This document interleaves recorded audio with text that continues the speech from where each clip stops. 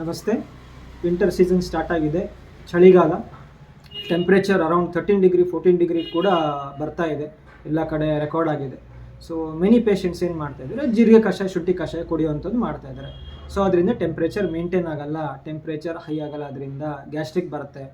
ರೆಗ್ಯುಲರಾಗಿ ಏನು ಮಾಡಬೇಕಾಗಿದ್ರೆ ಎಲ್ಲ ನಮ್ಮ ಆ್ಯಕ್ಟಿವಿಟೀಸ್ಗೆ ಬಿಸಿನೀರು ತೊಗೊಂಡು ತುಂಬ ಒಳ್ಳೆಯದು. ಕುಡಿಯೋದಕ್ಕಾಯಿತು, ಕೈಕಾಲು ತೊಳ್ಕೊಳ್ಳೋದಕ್ಕಾಯಿತು, ಜನರಲ್ ಸ್ನಾನಕ್ಕೆ. ಸೊ ಸ್ವಲ್ಪ ಬಿಸಿನೀರು ಜಾಸ್ತಿ ಉಪಯೋಗಿಸ್ಬೇಕು.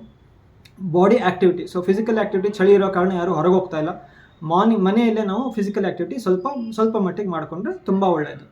ಇದ್ರ ಜೊತೆಗೆ ಫುಡ್ಡಿಗೆ ಬಂದ್ವಿ ಅಂತಂದರೆ ಸ್ವಲ್ಪ ಸ್ವೀಟ್ ಅನ್ನೋ ಅಂಶ ಮತ್ತು ಲವಣ ಅಂಶ, ಸೊ ಉಪ್ಪಿನ ಅಂಶ ಒಂದು ಸ್ವಲ್ಪ ನಾವು ಮೇಂಟೈನ್ ಮಾಡ್ಕೊಂಡು ತಿಂದ್ವಿ ಅಂತಂದರೆ ಅಲ್ಲಿ ನಾವು ಬಾಡಿನ ಟೆಂಪ್ರೇಚರ್ ಮೇಂಟೈನ್ ಮಾಡ್ಬೋದು. ಸೊ ಚಳಿ ಆದ ಕಾರಣ ಎಲ್ಲರೂ ಸ್ಪೈಸಿ ಫುಡ್, ಖಾರದ ಅಂಶ ತಿಂತಾರೆ.